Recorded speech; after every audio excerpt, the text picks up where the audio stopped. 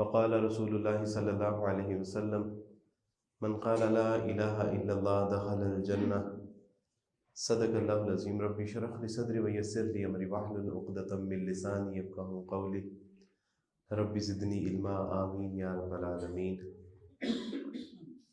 ہر طرح کی تعریف اللہ رب العزت کے لیے ہے جو رب ہے تمام جہانوں کا، اور کروڑوں درود و سلام نبی کریم صلی اللہ علیہ وسلم کی ذات اقدس پر کہ جنہوں نے بھٹکی ہوئی انسانیت کو ایک ایسا صراط مستقیم عطا کیا کہ جس پر چلنے کا انعام اللہ کے ہاں وسیع جنتیں ہیں۔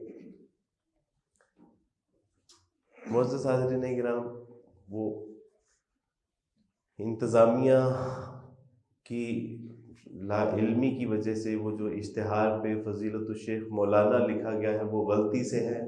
میں عالم نہیں ہوں، اللہ سبحانہ و تعالیٰ جو ہے وہ یہ غلطی معاف فرمائے۔ بعض احباب اس طرح کی چیزیں دیکھ کے وہ ایک تاثر قائم کر لیتے ہیں اور اس کے بعد پھر معاملہ آگے سے آگے بڑھتا جاتا ہے۔ جس طرح اشتہار بھی چلا، لیکن میں نے اشتہار میں بھی وضاحت کرنے کی کوشش کی، لیکن وہ ون وے تھا، اس میں کوئی ایڈمن کے علاوہ وضاحت نہیں کر سکتا تھا۔ تو بہرحال میں نے کہا کہ جو احباب آئے ہیں میں ان کے گوش گزار کر دوں۔ دوسرا یہ کہ علماء کرام کی موجودگی میں لب کشائی بہرحال ایک بڑی جرت کی بات ہے، تو میں یہ گفتگو بیان نہیں ہے، درس نہیں ہے، بلکہ احوال ہے، اور چونکہ علماء کرام یہاں پر موجود ہیں تو میں گزارش کروں گا کہ میرے ان احوال میں اگر میری کسی چیز کا، کسی پہلو کا جو ہے وہ اس کی اصلاح ہونے کی ضرورت ہے تو میری رہنمائی فرمائیں۔ میں اس لیے علماء کرام کے سامنے زبان درازی کی جرت کر رہا ہوں۔ معزز حاضرین کرام، کائنات میں اللہ سبحانہ و تعالیٰ نے حضرت انسان کو جن نعمتوں سے نوازا ہے،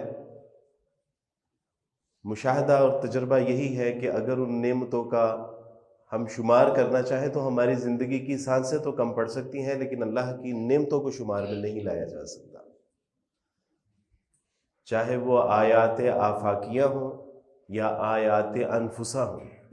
اور قرآن کی آیات کا بھی یہی معاملہ ہے کہ آج تک مفسرین کرام اس سے مسائل اخذ کر رہے ہیں، لیکن سیری ہے کہ ہونے کو نہیں ہو رہی۔ لیکن جب ہم دیکھتے ہیں اللہ سبحانہ و تعالیٰ کی ایک ایسی خاص نعمت جس کو نعمت اسلام بھی کہا گیا ہے، الیوم اکملت لکم دینکم واتممت علیکم نعمتی ورضیت لکم الاسلام دینا، کہ آج کے دن ہم نے تمہارے لیے تمہارا دین کامل، اکمل، مکمل کر دیا، اور تمہارے لیے دین اسلام کو پسند کر لیا۔ اللہ نے باقاعدہ طور پہ اس کو نعمت قرار دیا، وَأَتْمَمْتُ عَلَيْكُمْ نِعْمَتِي، اور اس نعمت کو تمہارے اوپر ہم نے تمام کر دیا۔ یہ نعمت آپ میں سے اکثر کو ماں کی کوکھ سے میسر آ جاتی ہے۔ ابھی آپ یہ مسلمان بچے ابھی دنیا میں بھی نہیں آتے، معوذتین پڑھ پڑھ کے ان کے اوپر جو ہے وہ دم کیا جا رہا ہوتا ہے، آتے سارے اس کے کان میں اذان اشہد اللہ الہ الا اللہ و اشہد ان محمد رسول اللہ صلی اللہ علیہ وسلم کی صدائیں گونج جاتی ہیں۔ ہوش سنبھالتا ہے تو مسجد کو شعوری زندگی میں آتا ہے تو وہ اللہ اور اس کے رسول صلی اللہ علیہ وسلم کی فرما برداری میں اپنے آپ کو پاتا ہے۔ لیکن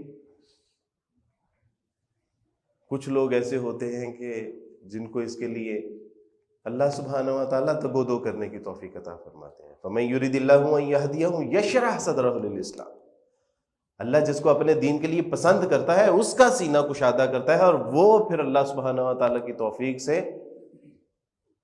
اس تلاش میں نکلتا ہے کہ صراط مستقیم کون سا ہے،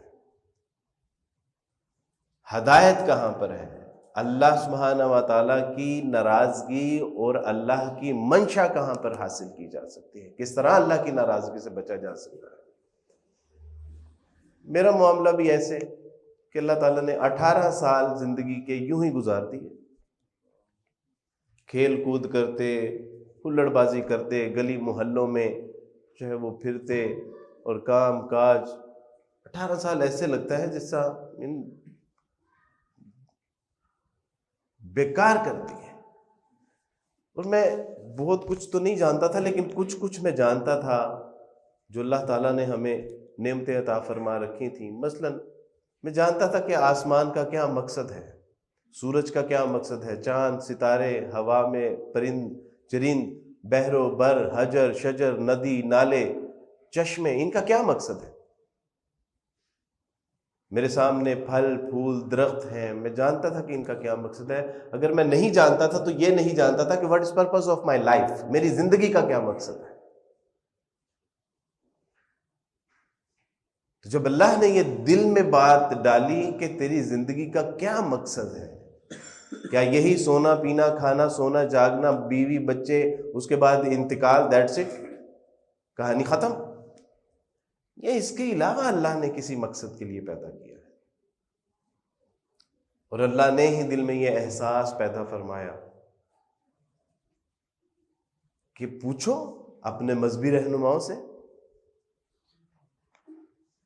تو اپنے مذہبی رہنماؤں کی طرف رجوع کیا. میں نے عرض کی، سر I want to know what is the purpose of my life. He said, purpose of your life, that's very simple. You should die for Jesus, you should live for Jesus. میں نے کہا سر میں جاننا چاہتا ہوں میری زندگی کا کیا مقصد ہے، مجھے کیوں پیدا کیا گیا ہے. تو انہوں نے کہا کہ یہ تو بڑی سادہ سی بات ہے، تمہاری زندگی کا مقصد، تمہارا جینا مرنا مسیح علیہ الصلوۃ والسلام کے لیے ہے، اور تم نے مسیح علیہ الصلوۃ والسلام کا پیغام پوری دنیا میں پہنچانا ہے. اس نے تمہارے لیے اپنی جان صلیب پر دے کے تمہیں گناہوں سے پاک کر دیا، تمہارے اگلے پچھلے ہونے والے تمام گناہوں سے تمہیں نجات دے دی. اب اس پیغام کو دوسرے لوگوں تک پہنچانا ہے کہ جو اس پیغام سے ناآشنا ہے، جو نجات سے محروم ہے. تو میں نے عرض کی کہ سر مجھے اس کے لیے کیا کرنا ہوگا. وہ فرمانے لگے کہ اس کے لیے آپ کو ایک اچھا سچا پکا مسیحی بننا ہوگا. آج جس طرح ہم مسلمان روایتی مسلمان ہیں، اس لیے کہ نام عبد الرحمن ہے، اس لیے کہ نام عبداللہ ہے، اس لیے مسلمان ہے. نہیں میرے دوستو، اللہ کے رجسٹرڈ میں یہ اسلام کا معیار نہیں ہے. اللہ کے رجسٹر میں تو معیار یہ ہے کہ اللہ اور اس کے رسول صلی اللہ علیہ وسلم کی غلامی میں کامل مکمل ترین اس کی غلامی میں آ جانا. یا ایھا الذین آمنوا ادخلوا فی السلم کافہ، اے ایمان والو اسلام میں پورے کے پورے داخل ہونا. ڈاکٹر اسرار رحمہ اللہ فرمایا کرتے تھے کہ یہ اللہ سبحانہ و تعالیٰ کی شٹ اپ کال ہے، لیو اٹ آل اور ٹیک اٹ آل. یا پورے کے پورے اسلام میں داخل ہو یا پورے کے پورے اسلام سے نکل جاؤ. یا ایھا الذین آمنوا ادخلوا فی السلم کافہ، کہ مسلمان بننا ہے تو پھر پورے پورے مسلمان بنو. اسلام میں داخل ہونا ہے تو پورے اسلام میں داخل ہو، محض نام کا سہارا نہیں. اسی طرح عیسائیوں میں بھی یہی معاملہ ہے. کئی سال چرچ نہیں جائیں گے، اپنی عبادات کا پتہ نہیں ہے، فلسفہ نماز کا نہیں پتہ، فلسفہ کفارے کا نہیں پتہ، تثلیث کا نہیں پتہ، اور عیسائی ہیں اور ڈٹ جائیں گے، اڑ جائیں گے، مرنے کے لیے تیار ہو جائیں گے، اور پتہ ککھ نہیں. ہم بھی ویسے ہی تھے. تو انہوں نے جب اوور آل گفتگو کا جائزہ لیا تو وہ فرمانے لگے کہ آپ کو ایک اچھا سچا پکا مسیحی بننا ہوگا. 2017 میں تحدیث بالنعمہ کے طور پہ اللہ کی میرے اوپر نعمت فضل ہوا اس کا میرے اوپر، میں اس حیثیت میں یہ بات بتا رہا ہوں تحدیث بالنعمہ کے طور پہ، کہ 2017 میں عمرے کے لیے گیا تو مدینہ یونیورسٹی میں جو پاکستانی طلباء تھے ان کے لیے جو ہے انہوں نے مجھے بلایا کہ آپ یہاں پہ آ کے بیان کیجئے.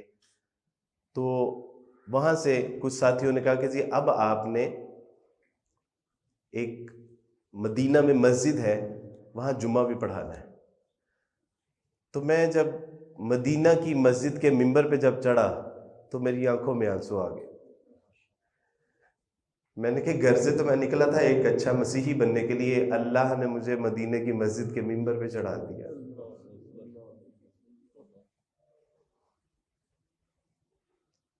صدقے دل سے جب انسان راہ حق کی تلاش میں نکلتا ہے، اور جو سب کچھ اپنے اللہ پہ چھوڑ دیتا ہے پھر اللہ اسے نہیں چھوڑتا۔ میں نے کہا کہ مجھے نہیں پتا اس کائنات کا اگر کوئی خدا ہے، کوئی آقا، خالق، مالک، رازق ہے تو مجھے وہ صراط مستقیم پہ ضرور چلائے گا۔ میں نے اس پہ چھوڑ دی اور اس نے پھر مجھے نہیں چھوڑا۔ یہ میرے اللہ کا فضل ہے۔ انہوں نے کہا کہ آپ کو ایک اچھا، سچا، پکا مسیحی بننا ہے۔ میں نے کہا اس کے لیے مجھے کیا کرنا ہوگا؟ تو انہوں نے کہا کہ اس کے لیے آپ کو مسیح علیہ الصلوۃ والسلام کی تعلیمات میں اپنے آپ کو رنگ دینا ہوگا، گویا کہ صبغۃ اللہ، کہ اللہ کا رنگ جو سب سے بہترین رنگ ہے، رنگ لو اپنے آپ کو اس میں۔ تو مجھے وہ اپنے مذہب کی تعلیمات کے مطابق کہنے لگے کہ آپ کو مسیحی تعلیمات میں اپنے آپ کو رنگ لینا ہے اور پوری دنیا میں مسیح کا پیغام پہنچانا ہے۔ He crucified only for you، اس نے تمہارے گناہوں کے لیے اپنی جان کا کفارہ دیا۔ اب یہ جذبہ لے کے جب پہلی بار میں گھر آیا تو 18 سال بعد پہلی بار بندے دے پتراں طرح نماز پڑھن دی توفیق ملی۔ کہ ذرا غور تو کریں کہ ہم پڑھتے کیا ہیں؟ اور پڑھا، اے ہمارے باپ تو جو آسمان پر ہے، تیرا نام پاک مانا جائے، تیری بادشاہت آئے، تیری مرضی جیسے آسمان پر پوری ہوتی ہے زمین پر بھی ہو، شروع سے لے کے آخر تک۔ اور تمام دعائیہ کلمات پڑھ کے ہم جو آخری کلمات پڑھتے تھے وہ یہ تھے، اے خدا ہم جو کچھ بھی مانگتے ہیں تیرے پیارے بیٹے یسوع مسیح کے وسیلہ سے۔ تو چونکہ اب میں شعوری طور پہ ایک مسیحی بننے جا رہا تھا، روایتی طور پہ وہ جو ایک ماں باپ، بہن بھائی، رشتہ دار، خاندان، قوم، قبیلے نے جو کہا، اب اس سے ذرا ہٹ کے سوچنے کی اللہ سبحانہ و تعالیٰ نے جب توفیق عطا فرمائی تو غور کیا کہ واٹس مین اباؤٹ دس، ایسا مطلب کی ہے جو میں پڑھے ہے کہ جو کچھ بھی میں مانگنا ہوا ہے خدا تیرے پیارے بیٹے یسوع مسیح دے وسیلے۔ تو میں نے کہا کہ کیا مسیح خدا کا بیٹا ہے؟ اور 18 سال یہ جملہ دہرایا۔ لیکن جب انسان راہ حق اور صراط مستقیم کی تلاش میں نکلتا ہے تو پھر اللہ اس کی مدد بھی فرماتا ہے۔ قرآن بھی کہتا ہے کہ جو میری راہ میں جد و جہد کرتے ہیں ہم ان کے اوپر اپنی راہیں آسان کر دیتے ہیں، گویا کہ ان کے لیے راہیں کشادہ کر دی جاتی ہیں، ان کے اوپر واضح کر دیا جاتا ہے کہ حق کیا ہے اور باطل کیا ہے۔ تو اللہ نے دل میں ڈال دی بات کہ کس طرح ممکن ہے کہ مسیح خدا کا بیٹا ہو۔ اور چلیں اس کو ڈاٹ لنک کرتے ہیں کہ اگر مسیح علیہ الصلوۃ والسلام خدا کے بیٹے ہیں تو کوئی اس کا باپ بھی تو ہوگا، مسیح خدا کے بیٹے ہیں تو اس کی کوئی ماں بھی تو ہوگی، اور اگر ماں ہوگی تو پھر خدا کا کوئی والد، کوئی والدین، کوئی قوم، قبیلہ، رشتہ دار، خاندان۔ لیکن بائبل خود کہتی ہے کہ خداوند تمہارے خدا کو کوئی آنکھ دیکھنے کی تاب نہیں لا سکتی، اس کو کوئی آنکھ نہیں دیکھ سکتی، وہ کسی کے ادراک میں نہیں آ سکتا۔ تو پھر اس کی قوم، قبیلہ، ماں باپ کیسے ہوں گے؟ وہ اول، وہ آخر، یہ تورات میں بھی یہ صفات اللہ کی لکھی ہوئی ہے کہ اس سے پہلے کوئی نہیں تھا۔ تو سوچا کہ اگر ایسا ہے تو پھر مذہبی رہنماؤں سے پوچھتے ہیں کہ what's mean about this Jesus son of God. تو پوچھا کہ حضرت وہ گزارش یہ تھی کہ مجھے یہ بات ذرا سمجھنی ہے کہ مسیح خدا کے بیٹے کیسے ہیں۔ تو کہا کہ مسیح اس طرح خدا کا بیٹا ہے کہ وہ بغیر باپ کے پیدا ہوا ہے۔ تو میں نے کہا کہ حضرت آپ نے خود ہی مجھے جرأت مندانہ انداز میں بائبل پڑھنے کا حکم دیا ہے، تو بائبل میں تو ہم نے یہ بھی پڑھا کہ آدم علیہ السلام بھی بغیر باپ کے پیدا ہوئے ہیں، بلکہ وہ تو ماں کے بغیر بھی پیدا ہوئے ہیں، اور حوا علیہ السلام کا معاملہ تو آدم علیہ السلام سے بھی عجیب ہے، وہ ان کی پسلی سے پیدا ہوئی ہیں، اللہ نے ان کو بھی اسی طرح یعنی ایک مرد سے پیدا کیا۔ تو انہوں نے کہا نہیں، اصل میں وہ خدا جیسے کام کرتے تھے، یعنی مردوں کو زندہ کرتے تھے، ہاتھ رکھتے تھے تو بینائی عطا فرما جاتی تھی، کانوں میں سماعت آ جاتا تھی، گونگوں کو گویائی عطا فرما دیتے تھے۔ لیکن میں نے کہا مسیح علیہ السلام نے تو خود کہا ہے کہ میں یہ اپنے بھیجنے والے کی قوت سے سب کچھ کرتا ہوں، کہ میں جو کچھ کرتا ہوں میں اپنے بھیجنے والے کی مدد اور اس کی قوت سے کرتا ہوں، میرا بھیجنے والا مجھ سے بڑا ہے۔ سن اے اسرائیل، خداوند تیرا خدا ایک ہی خدا ہے جس کو اپنے پورے دل، اپنی پوری جان، اپنی پوری طاقت اور اپنی پوری عقل کے ساتھ محبت رکھ۔ مسیح کہتے ہیں کہ میں اس کی مدد سے یہ سب کچھ کرتا ہوں، یہ میں خود سے نہیں کرتا، اپنے بھیجنے والے کی مدد سے کرتا ہوں۔ جب ان کو اندازہ ہوا کہ گڑبڑ ہو گئی ہے تو انہوں نے کہا کہ my dear son, you are thinking about Jesus son of God, actually Jesus is the God. فرمانے لگے کہ تم ابھی انہی کو من میں ایریا سے کہا کہ مسیح خدا دا پتر کدھا ہے؟ اصل دے وچ تے مسیح آپ ہی خدا ہے، وہ خود ہی خدا ہے، وہ خود ہی بیٹا ہے، وہ خود ہی روح القدس ہے، اور یہ تینوں ایک ہیں، اور یہ ایک ہی تین ہے، اور یہی ان کا عقیدہ ہے، توحید فی التثلیث، تثلیث فی التوحید، concept of the trinity and concept of the singularity. یہی ہے، تثلیث ایک ہے اور ایک تثلیث ہے۔ تو میں نے کہا کہ میں معذرت چاہتا ہوں، لیکن یہ تو بائبل کے اصولوں سے بھی ثابت نہیں ہوتا کہ مسیح علیہ الصلوۃ والسلام خدا کے بیٹے ہیں اور وہی خدا ہے۔ مسیح علیہ الصلوۃ والسلام سے پوچھا جاتا ہے کہ استاد ہمیں بتائیے کہ ہم خداوند اپنے خدا کی عبادت کیسے کریں، اور مسیح کہتے ہیں کہ خداوند اپنے خدا کی عبادت یوں کرو، اے ہمارے باپ تو جو آسمان پر ہے، تیرا نام۔ تو اگر مسیح علیہ الصلوۃ والسلام خود خدا ہوتے تو کہتے کہ میری عبادت یوں کرو، اے ہمارے استاد میں جو زمین پر ہوں میرا نام پاک مانا جائے، لیکن وہ تو خدا کی طرف اشارہ کر رہے ہیں۔ موسیٰ علیہ الصلوۃ والسلام فرماتے ہیں پہلا حکم خدا کو ماننا، فقط اس کی بندگی اور اسی کو سجدہ کرنا۔ مسیح علیہ الصلوۃ والسلام کہتے ہیں، کسی نے کہا اے نیک استاد، کہا کہ تو مجھے نیک کیوں کہتا ہے؟ کوئی نیک نہیں ہے مگر ایک خداوند ہمارا خدا۔ پوچھا کہ سب سے بڑا بائبل میں حکم کون سا ہے؟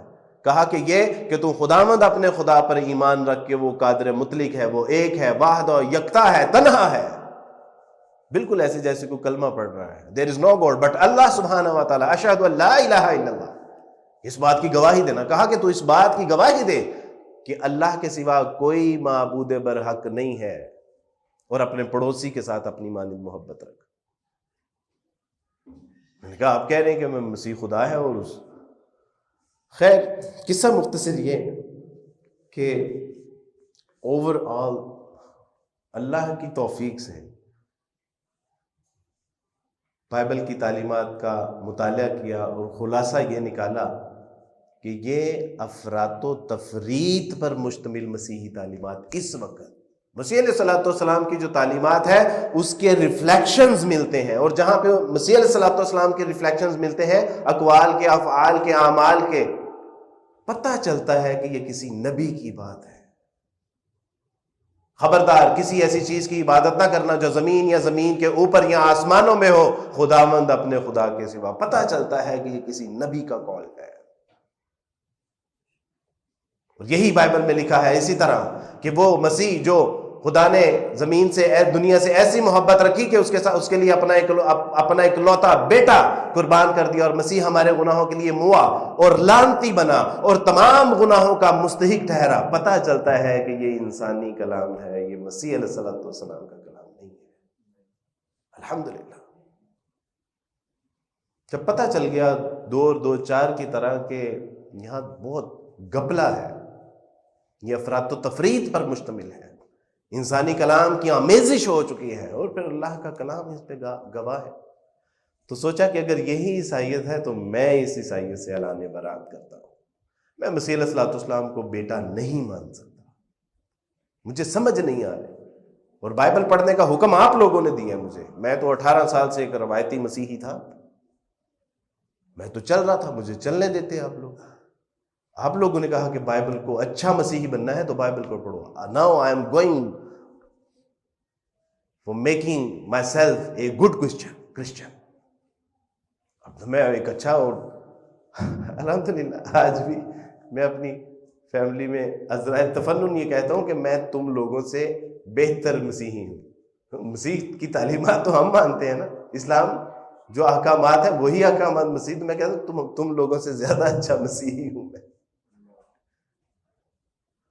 قصہ مختصر یہ میرے عزیز کہ جب عیسائیت سے اعلان برات کر دیا، دیکھا کہ نہیں یہ اس وقت جو ہے وہ افراط و تفریط پر مشتمل تعلیمات ہے، اور اس میں اللہ کے علاوہ اللہ کے بندوں کی عبادت، اس کے انبیاء علیہ الصلوۃ والسلام کی عبادت، یعنی مسیح علیہ الصلوۃ والسلام کو خدا بنا لیا. کیتھولک چرچز میں جائیں تو وہاں پہ انہی کے مجسمے بنا کے، مریم کے مجسمے علیہ الصلوۃ والسلام، ان کے جو منگیتر تھے یوسف نجار، ان کے مجسمے بنا کے ان کے اوپر ہاتھ بھی جوڑے جا رہے ہیں، سر بھی ٹیکے جا رہے ہیں، دعائیں بھی مانگی جا رہی ہیں، اور ساری عبادات کا مرکز و محور مسیح علیہ الصلوۃ والسلام. اللہ نے برات کر دیا. لیکن سوچا کہ اگر میری شادی ہوگی، چونکہ عیسائیت سے تو اعلان برات کر دیا، اگر میری شادی ہوگی تو یہ مجھے سینیگوگ میں لے کے جائیں گے، چرچ میں لے جائیں گے، مندر میں لے جائیں گے، پھیرے دلائیں گے، نکاح پڑھائیں گے، کیا کریں گے؟ اور اگر میں مر گیا تو مجھے دفنائیں گے، جلائیں گے، لٹکائیں گے، کیا کریں گے؟ تو سوچا کہ نہیں، کسی نہ کسی مذہب کے ساتھ تو اپنے آپ کو منسلک کرنا ہے. تو سوچا کہ ہندو مت کا مطالعہ کرتے ہیں، سکھ مت کا مطالعہ کرتے ہیں، دیگر مذاہب. اسلام کا خیال ہی نہیں ہے دل میں.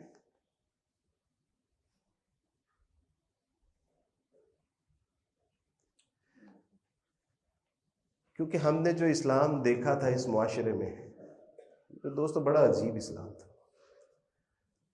دربار کی بیک سائڈ پہ ہماری رہائش تھی، جہاں ہر وقت ڈول کی تھاپ پہ دمالے ڈلا کرتی تھی، جہاں ہر وقت کونڈے اور چیلے اور ٹھوٹیاں جو ہے وہ بانٹی جاتی تھیں، جہاں پر محرم اور غیر محرم کی کوئی تمیز نہیں تھی، جہاں جتنا پہنچی ہوئی سرکار تھی وہ اتنا ہی گندا ترین انسان تھا، جس کے جتنے کپڑے کم ہیں وہ اتنا پہنچا ہوا ولی جو ہے وہ سمجھا جاتا تھا، جس کے جو سالہ سال سے نہیں نہایا، جس نے تعویذ گلے میں ڈالے ہوئے ہیں، ہاتھوں میں کڑے ڈالے ہوئے ہیں، جس نے پاؤں میں جو ہے وہ سنگل باندھے ہوئے ہیں، ہمیں پتہ چلتا تھا کہ یہ ان کا پہنچا ہوا مسلمانوں کا ولی ہے، یہ بہت پہنچی ہوئی سرکار ہے.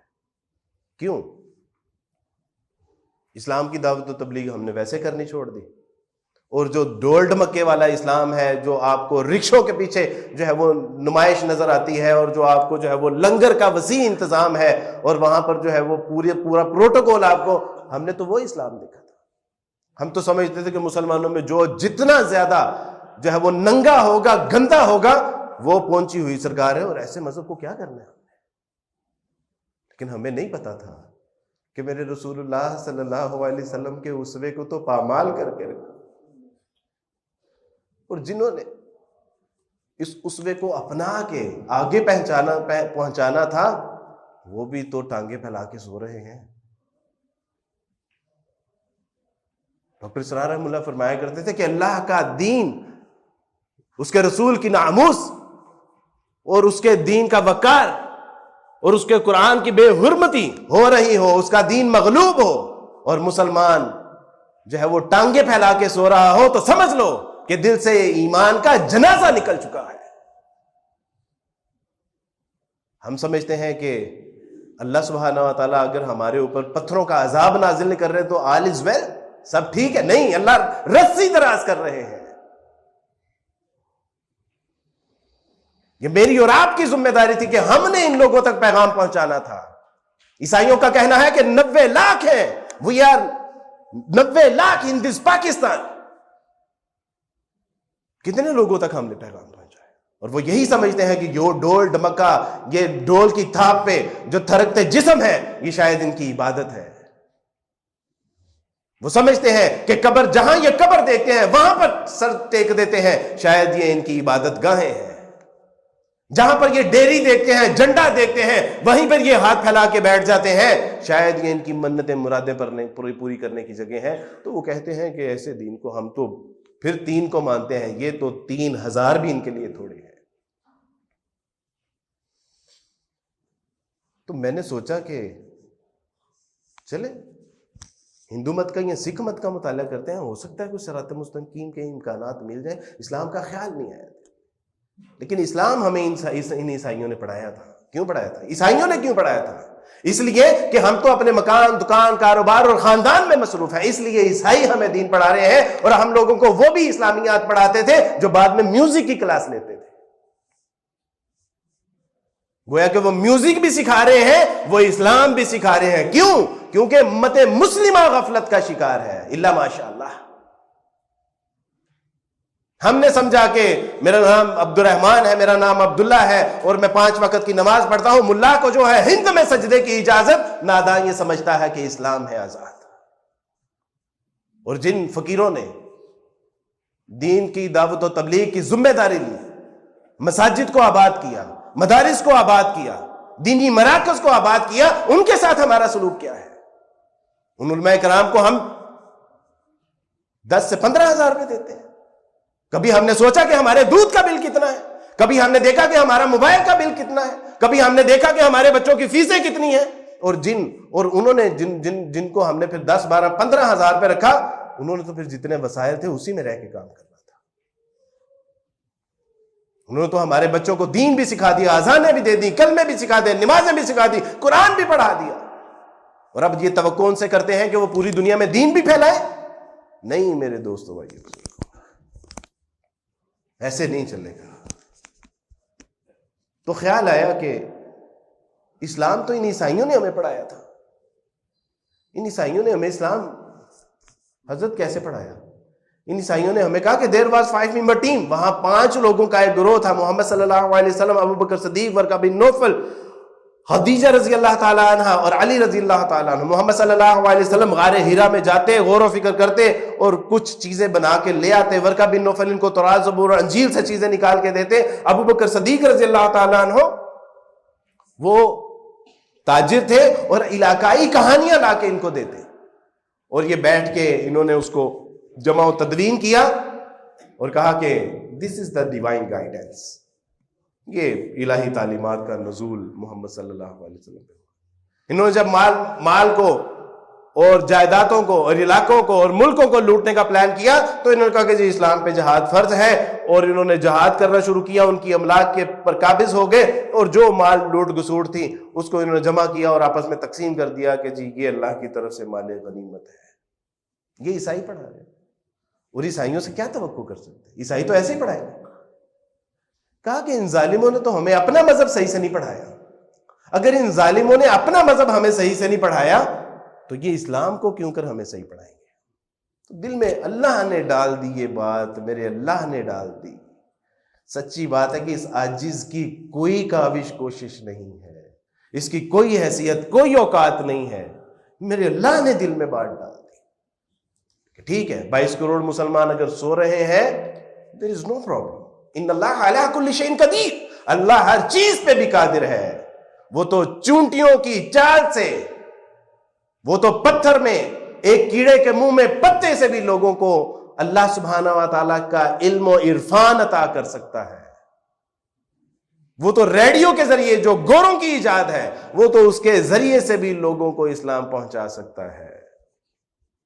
ایک امریکن خاتون نے کہا بہت ڈپریشن میں تھی، میں نے ہر قسم کا ٹریٹمنٹ کروا لیا، میں نے ہر قسم کی میڈیسن کھا لی، میں نے ہر قسم کی کتابیں پڑھ لی، لیکن تسلی نہیں ہوتی۔ ایک دن میں بیٹھی ہوئی تھی، ریڈیو کے اوپر تلاوت لگی ہوئی تھی، مجھے بہت سکون ملا، میں نے وہ تلاوت سنی، پھر اس کا ترجمہ پڑھا، پھر تفسیر پڑھی، اور جس کے اوپر نازل ہوا تھا جب اس کو پڑھا تو پھر اس کے بعد سکون قلب اللہ نے میرا مقدر بنا دیا۔ تو وہ تو گوروں کی ایجاد، ریڈیو سے بھی اللہ سبحانہ و تعالیٰ مسلمانوں کو اس کی، یعنی ہماری کوئی پرواہ نہیں ہے، ہم ٹانگے پھیلا کے گھر میں سوتے رہے، اللہ کو کوئی پرواہ نہیں ہے۔ یہ تو ہماری خوش قسمتی ہے کہ اللہ کے دین کے لیے اپنے آپ کو ہم کھپا دیں، لگا دیں، میرے راستے میں لٹا دے اسے، لٹا دے، ٹھکانے لگا دے اسے، تو چھپا چھپا کے نہ رکھ اسے، تیرا آئینہ ہے وہ آئینہ جو شکستہ ہو تو عزیز ہے نگاہ آئینہ ساز میں۔ میرے دوستو یہ تو جو صلاحیتیں تھی، جو مال و متاع تھی، جو اللہ نے وقت دیا تھا، یہ تو اللہ کی راہ میں لٹا کے ہی، اقبال کہتے ہیں لٹا دے، ٹھکانے لگا دے اسے۔ سوچا کہ اسلام کو ایک خود سے ذرا مطالعہ کرتے ہیں۔ اللہ سبحانہ و تعالیٰ اس مسجد کے قاری صاحب پہ بہت لاکھوں کروڑوں رحمتیں نازل فرمائے کہ جن کی مسجد میں میرا جانا ہوا، اور میں نے ان سے عرض کی کہ مجھے ترجمے والا قرآن مجید دیجئے، تو انہوں نے کہا کہ آپ کے گھر میں نہیں ہے؟ تو میں نے کہا کہ وہ ہمارے گھر میں کیسے ہوگا، میں تو عیسائی ہوں۔ تو انہوں نے کہا کہ آپ عیسائی ہیں تو مسجد میں داخل ہو گیا۔ اِنَّ لِلَّهِ وَإِنَّ إِلَيْهِ کمبخت تجھے بچپن سے والدین سکھا رہے ہیں کہ مسلمانوں سے کبھی قرآن، رسول، اللہ کی امہات المومنین صحابہ اکرام کی بات نہیں کرنی. 295C لگے گی، ساری زندگی صلاحوں کے پیچھے سڑتے رہو گے. تو میں نے وہاں سے نکلنے میں عافیت محسوس کی، گویا کہ تیرے بڑے کوچے سے، بڑے بے آبرو ہو کے تیرے کوچے سے ہم نکلیں گے مصداق. تو جب گئے تو دل میں یہ عہد کر لیا کہ قرآن کو پڑھنا ضرور ہے. دیکھتے ہیں کہ اس میں کیا سازشیں ہیں جو ہمارے خلاف ہیں. یہ ہم اتنے چھوت، اتنے پلید، اتنے گھٹیا قسم کے ہیں. ادھر ہندو جو ہیں وہ اچھوت لوگوں کو ہاتھ نہیں لگانے دیتے، گیتا کو، رامائن کو، اور ادھر مسلمان عیسائیوں کو ہاتھ نہیں لگانے دیتے. تو کیا آخر اس میں راز ہے؟ دوست سے کہا کہ بھائی کسی کو بتانا نا، قرآن مجید چاہیے. تو اس نے قرآن مجید لا دیا. مختصر اس کے ساتھ ایک پوری تفصیل سے بات ہوئی. اس نے وہ نصیحت کی بڑی خوبصورت. نے کہا کہ کوئی ایسی بات نہیں ہے، بس آپ نے اس کو صاف ستھرا ہو کے پڑھنا ہے. تو میں نے کہا کہ بالکل ٹھیک ہے. میں نے پہلی بار قرآن مجید کو جب ہاتھ لگایا تو میں نے سوچا کہ شاید آسمان سے بجلی نہ کہیں گر پڑے، کوئی زمین شک نہ ہو جائے، مجھے کوئی جو ہے وہ زمین میں دھنسا نہ دیا جائے، کوئی طوفان نہ آ جائے. اور پھر یہ ساری چیزیں ہوئیں میرے دوستوں. پھر یہ وقتاً فوقتاً یہ ساری چیزیں ہوئیں. میں نے جب پہلی بار قرآن مجید کا ترجمہ پڑھا تھا تو میں نے بڑے ڈرتے ڈرتے اس کو کھولا تو میں نے دیکھا کہ اللہ سبحانہ و تعالیٰ اپنا تعارف یوں کر رہے ہیں: الحمدللہ رب العالمین. تمام تعریفیں اس اللہ کے لیے ہیں. الحمدللہ رب العالمین، جو تمام جہانوں کا رب ہے. اور میرے لیے یہ جملہ بہت بہت انسپائرنگ تھا، یعنی کسی کو جھنجھوڑ دینے والا.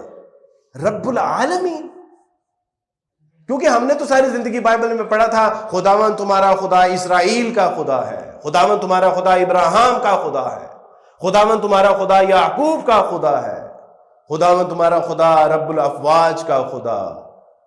لیکن مسلمانوں کا قرآن کیا کہہ رہا ہے؟ الحمدللہ رب العالمین. تمام تعریفیں اس اللہ کے لیے ہے جو رب ہے تمام جہانوں کا. الرحمن الرحیم، وہ مہربان ہی نہیں، وہ بہت زیادہ رحم کرنے والا ہے. اے میرے بندے، اس کا رحمان ہونا تجھے کہیں جو ہے وہ غفلت میں مبتلا نہ کر دے، کہیں تو شتر بے مہار نہ بن جائے. اس لیے یاد رکھنا، مالک یوم الدین، وہ مہربان اور نہایت رحم کرنے والا ہی نہیں بلکہ وہ ایک ایسے دن کا مالک بھی ہے کہ جس دن چھوٹی سی چھوٹی نیکی اور چھوٹے سے چھوٹے گناہ کا حساب کتاب کر کے چپٹا کر دیا جائے گا. اور اس دن کوئی نہ چھڑانے والا ہوگا نہ کوئی بچانے والا ہوگا. کیونکہ یا اللہ یہ کیا کلام ہے. ایاک نعبد و ایاک نستعین. اے میرے بندے، میری عبادت کرتے رہنا اور مجھی سے مانگتے رہنا. گویا کہ فلسفہ عبادت ایک جملے میں بتایا جا رہا ہے کہ اے میرے بندے، اگر تو میرے آگے جھکتا رہا، میرے آگے گڑ گڑاتا رہا، میرے آگے روتا رہا، مجھ سے مانگتا رہا، میرے آگے گریہ زاری کرتا رہا، تو پھر میں تجھے در در پہ جھکنے نہیں دوں گا، میں تجھے در در پہ رونے نہیں دوں گا، میں تجھے در در پہ مانگنے نہیں دوں گا. ایاک نعبد و ایاک نستعین. اقبال کہتے ہیں وہ ایک سجدہ جسے تو گراں سمجھتا ہے، ہزار سجدوں سے دیتا ہے آدمی کو نجات. کبھی اس کے سامنے جھک کو تو دیکھ، تجھے در در سے جھکنے سے نہ بچا لے تو پھر کہنا. غلاف کعبہ پکڑ کے دعا کر رہا ہے میرے اللہ، ہے میرے اللہ. اللہ آگے سے آواز آتی ہے کہ کوئی قبولیت نہیں ہے. صاحب حال دیکھنے والے لوگوں نے کہا کہ کیوں آتے ہو؟ جب بھی آتے ہو ددکارے جاتے ہو. تو اس نے کہا کہ پھر میں جاؤں کہاں؟ وہ در بتا دو. اگر یہاں قبولیت نہیں ہے تو پھر قبولیت والا در بتا دو. ایاک نعبد و ایاک نستعین اہدنا الصراط المستقیم. اے میرے بندے، کس کا متلاشی ہے؟ سیدھے راہ پہ چلنا چاہتا ہے؟ جنتوں کا متلاشی ہے؟ اللہ کی رضا چاہتا ہے؟ اس کی ناراضگی سے بچنا چاہتا ہے؟ دوزخ کی آگ سے بچنا چاہتا ہے؟ ھذا صراط مستقیم. مسیح علیہ الصلوۃ والسلام نے کہا ان اللہ ربی و ربکم فاعبدوہ ھذا صراط مستقیم. الف لام سے لے کے والناس تک پڑھتا جا اور صراط مستقیم پہ چڑھتا جا. اللہ کی کامیابیاں اور کامرانیاں تیرا مقدر بنیں گی. کہ یا اللہ عجیب کلام. میں نے کہا کہ یہ وہی کلام نہیں ہے جس طرح تورات زبور انجیل تھی، وہ بھی تو اللہ کا کلام ہی تھا، لیکن ان کا حال کیا ہو، ثمنن قلیلا، چند پیسوں کی خاطر ان میں بڑھا دی گئی چیزیں، گھٹا دی گئی چیزیں۔ تو میں نے کہا کہ اسی طرح یہ کلام، تو قرآن نے کہا کہ نہیں، الف لام میم ذالک الکتاب لا ریب فیہ ھدی للمتقین، الف لام میم یہ وہ کتاب ہے کہ جس میں شک شبہ نہیں، شک شبے کا شائبہ بھی نہیں ہے۔ ان کنتم فی ریب مما نزلنا علی عبدنا فأتوا بسورۃ من مثلہ، اگر تمہیں شک ہے اس کتاب کے بارے میں جو ہم نے اپنے بندے محمد پہ نازل کی ہے تو ایسے کرو کہ پھر اس جیسی ایک صورت ہی لے آؤ، اور اگر تم نہ کر سکو اور ہرگز نہیں کر سکتے تو پھر ڈرنا چاہیے تمہیں اللہ کے شدید ترین عذاب سے کہ یا اللہ یہ مسلمان ہمیں اس کو ہاتھ لگانے سے کیوں روکتے ہیں؟ کہ تو آپ کہہ رہے ہیں کہ یہ کلام ان لوگوں کے لیے ہے جو اللہ سے ڈرنے والے ہیں، جو متقین ہیں، جو اس کی رضا جوئی کے لیے اپنے آپ کو وقف کرنا چاہتے ہیں، جو اس کی ناراضگی سے بچنا چاہتے ہیں۔ یہ مسلمان کہتے ہیں کہ تم ہاتھ نہیں لگا سکتے۔ پوچھا کہ میرے رب کا اور تعارف کیا ہے؟ تو اللہ نے فرمایا قرآن مجید کے ذریعے، اللہ لا الہ الا هو الحی القیوم، تمہارا الہ تو وہ اللہ ہے جو زندہ اور جاوید ہے اور ہمیشہ تک رہنے والا ہے۔ لا تاخذہ سنۃ ولا نوم، تم یہ کہتے ہو ظالموں کہ اللہ کو موت آ گئی، ہمارا عقیدہ یہی تھا کہ اللہ کو موت آ گئی، ہمارے خدا کو موت آ گئی، مسیح یسوع خداوند کو، اور وہ 3 دن قبر میں رہا اور 3 دن کے بعد زندہ اور آسمانوں پر چلا گیا۔ تم یہ کہتے ہو تمہارا خدا، تمہارا الہ تو موت کیا، وہ نیند سے بھی پاک ہے، اور نیند کیا، نیند سے پہلے جو سینہ کندھے باری ہونے والی کیفیت ہے وہ تو اس سے بھی پاک ہے۔ میرے ابا نے کہا کہ بیٹا تیری ذلت اور رسوائی میں اب کوئی شک باقی نہیں رہ گیا۔ میں نے کہا کیوں ابا؟ تو فرمانے لگے کہ پہلے تم نے عیسائیت سے اعلان برات کیا، اور اس کے بعد تم نے مسلمانوں کی کتابیں گھر لا کے پڑھنا شروع کر دی، تو اب تیری ضلالت میں کوئی شک رہ گئے؟ میں نے کہا کہ ابا ان مسلمانوں کی کتاب نے نا مجھے بڑی مشکل میں ڈال دیا۔ اس کی وجہ یہ ہے کہ ہم عیسائیوں نے، ویسٹ نے اتنی ترقی کی کہ اگر دنیا اس ویسٹ کی ٹیکنالوجی کو اگر اس تک پہنچنا چاہے تو وہ مزید 500-700 سال آگے جا چکے ہوں گے۔ یہ سید قطب کا جملہ ہے کہ میں نے جب ویسٹ کا ایجوکیشن پوائنٹ آف ویو سے جب میں نے اس کا مطالعہ کیا تو کہتے کہ میں نے سوچا کہ جب تک ہم یہاں تک پہنچیں گے یہ ہم سے 1400 سال آگے جا چکے ہوں گے، وہ اتنی تیزی سے ترقی کر رہے ہیں۔ تو میں نے کہا کہ ابا ہم نے اتنی ترقی کی کہ مسلمان بھی اس کے معترف ہیں، لیکن یہ ان کی کتاب نے مجھے مشکل میں ڈال دیا ہے۔ یہ کہتے ہیں کہ محمد صلی اللہ علیہ وسلم آپ کہہ دیجئے، جو لوگ آپ سے پوچھتے ہیں آپ کے رب کے بارے میں، قل هو اللہ احد، آپ کہہ دیجئے کہ وہ واحدہ و یکتا ہے، وہ تنہا ہے، وہ اکیلا ہے، اللہ الصمد، وہ بے نیاز ہے، بلکہ ہر چیز اس کی محتاج ہے، وہ کسی چیز کا محتاج نہیں ہے۔ لم یلد ولم یولد، نہ وہ کسی سے پیدا ہوا ہے نہ اس سے کوئی پیدا ہوا ہے۔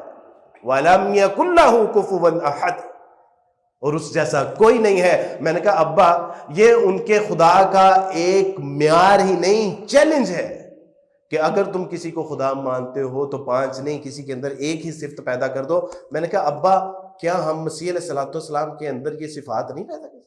ہم نے تو علوم و فنون کے دریا بہا دیے، ہم نے تو سائنس اور ٹیکنالوجی، چاند، اب چاند سے بھی آگے جا رہے ہیں، تو مسیح علیہ السلام میں اس جیسی کوئی ایک صفت بھی نہیں پیدا کر سکتے کہ مسیح علیہ السلام کو واحدہ و یکتا ثابت کر دیں، اس کو کسی چیز سے بے نیاز ثابت کر دیں، یہ ثابت کر دیں کہ وہ پیدا نہیں ہوا۔ ہم تو یہ پیدا کرنا تو دور، ہم تو اس کا مرنا بھی ثابت کر رہے ہیں۔ اگر وہ خدا تھا تو موت کیسی، اور اگر خدا تھا تو موت آنی نہیں چاہیے تھی، اور اگر وہ خدا تھا تو کیا مریم علیہ السلام کے جسم کے بطن میں وہ پرورش پاتے، وہاں مجسم ہوتے؟ کیا خدا کو یہ شان نشان ہے؟ ان کی ختنے ہوئے، کیا خدا کے ختنے ہو سکتے ہیں؟ مسیح کو بھوک لگی، مسیح نے ناتوانی محسوس کی، مسیح علیہ السلام کے جسم میں برچھا مارا گیا، مسیح علیہ السلام نے پانی طلب کیا، مسیح علیہ السلام کے منہ پہ انہوں نے تماچے مارے یہودیوں نے۔ کیا خدا کے شایع نشان ہے؟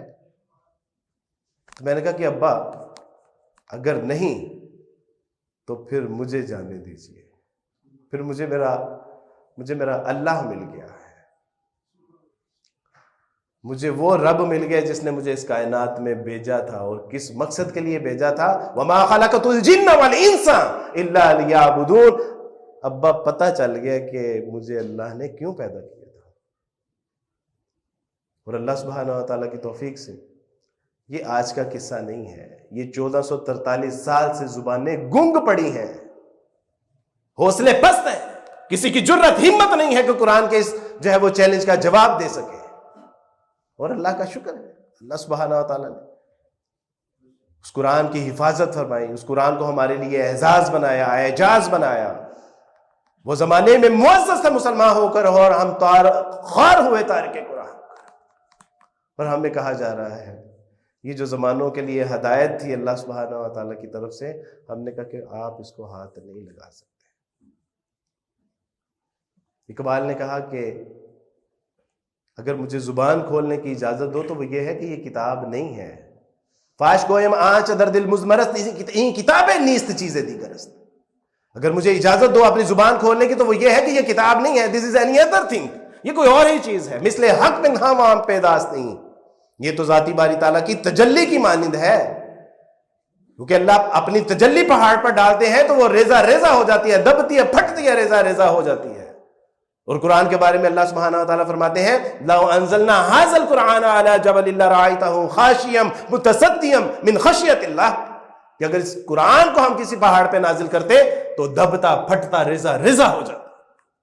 اقبال کہتے ہیں یہ تو ذاتی باری تعالیٰ کی تجلی کی مانند ہے، اور اس سے باتیں کرو تو یہ باتوں کا جواب بھی دیتی ہے۔ کبھی پوچھ تو صحیح مسلمان اس سے اپنے مسائل، کبھی پوچھ تو صحیح اللہ کی رضا جوئی کے معاملات، کبھی پوچھ تو صحیح دوزخ سے نجات کا نسخہ، کبھی پوچھ تو صحیح اپنے کاروبار کے حلال اور حرام، کبھی پوچھ تو صحیح کہ تیرے شادی بیاہ کیسے ہونے چاہیے، کبھی پوچھ تو صحیح کہ تیری اموات کیسے ہونی چاہیے، کبھی پوچھ تو صحیح کہ تیرا مال کا مصرف کیا ہونا چاہیے، کبھی پوچھ تو صحیح کہ تیرا وقت، تیری جان، تیرا مال، تیری اولاد تیرے لیے کیا ہے، یہ فطرہ ہے یا نعمتیں ہیں کہ جس کو پال رہا ہے، جس کو کھلا رہا ہے، اور یہی کل کو تیرے خلاف گواہی دیں گی۔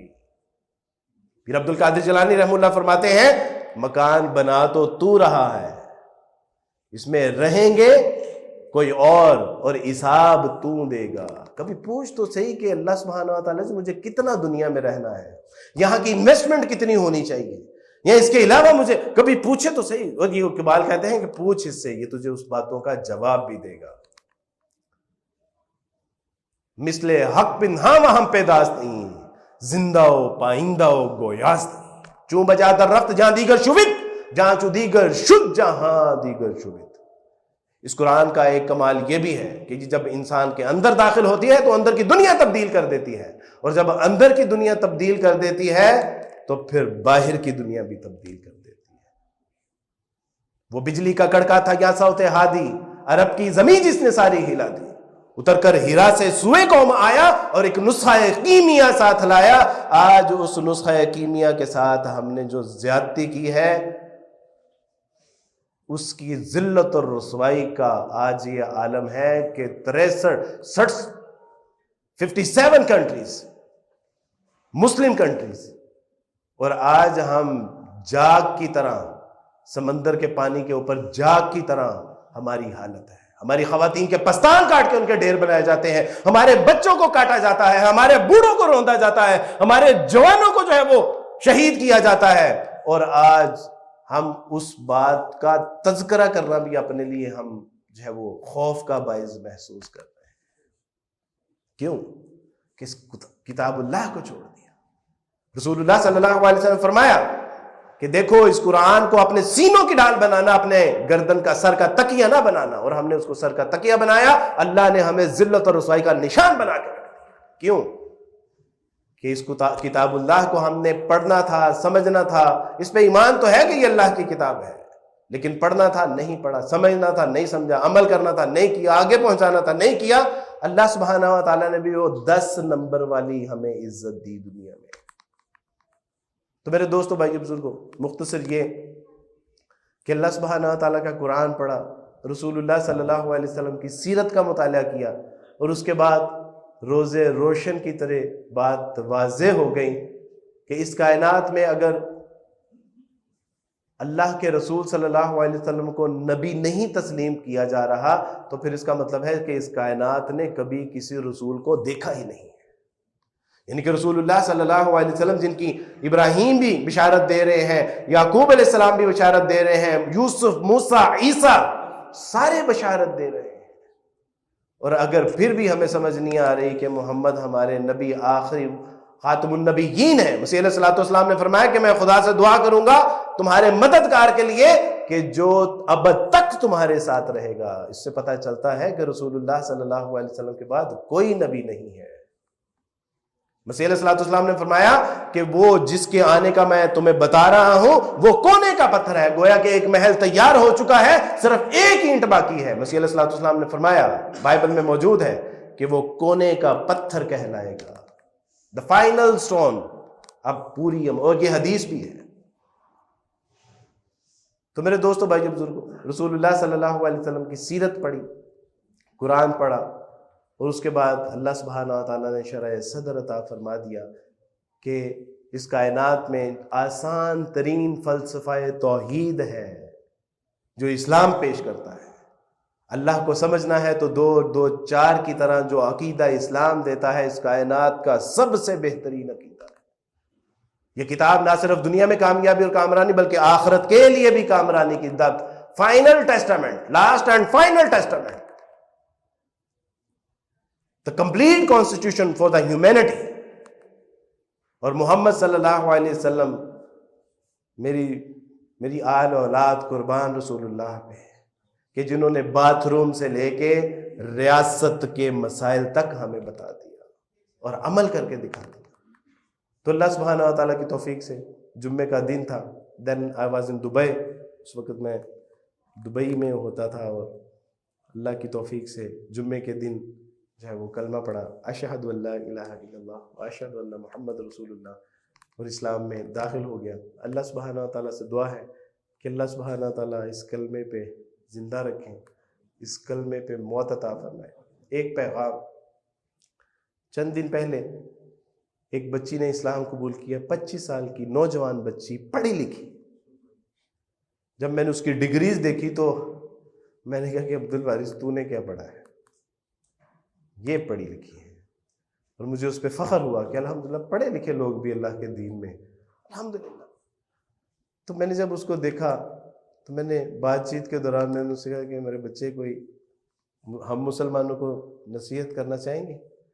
تو اس نے کہا کہ بس میرا مسلمانوں سے یہ پیغام ہے کہ جو نعمت اسلام مفت میں مل گئی ہے نا، اس کی قدر کرنی سیکھیں۔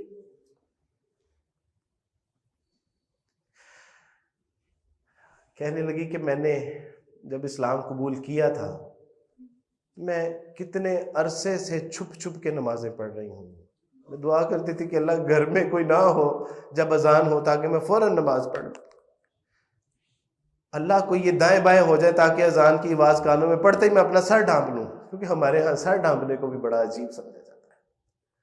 کہنے لگی کہ میں 8 پہرے روزے رکھتی رہی ہوں کیونکہ میں سحری کے وقت اٹھ نہیں سکتی تھی۔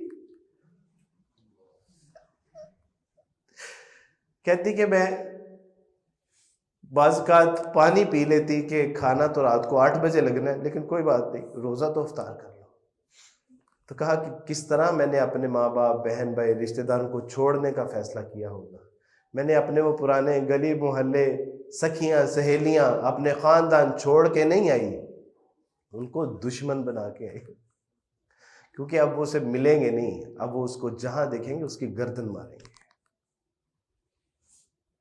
اس نے کہا کہ میرا یہ پیغام ہے کہ ان سے کہیں کہ یہ جو مفت میں دین ملا ہے نا، بس اس کی قدر کر لیں۔ اب وہ بچی کا جنازہ بھی اس کے گھر میں نہیں جا سکتا، تنہا ہے، اب وہ مرے گی تو شاید ہم ہی 4 لوگ اس کو دفنائیں گے، اس کا کوئی عزیز رشتہ دار، بہن بھائی کوئی نہیں ہوگا۔ تو اس نے کہا کہ میرا یہ پیغام پہنچائیے گا اللہ سبحانہ و تعالی ہمیں اس نعمت اسلام کی ویسی قدر کرنے کی توفیق عطا فرما دے جیسی قدر کرنے کا حق ہے۔ وآخر دعوانا ان الحمد للہ۔